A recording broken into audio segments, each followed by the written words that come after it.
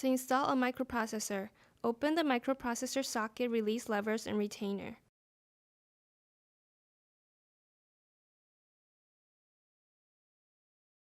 Align the installation tool with the microprocessor socket and lower the installation tool.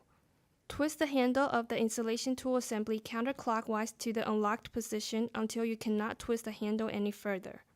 Lift the installation tool out of the socket. Close the microprocessor retainer and release levers on the microprocessor socket.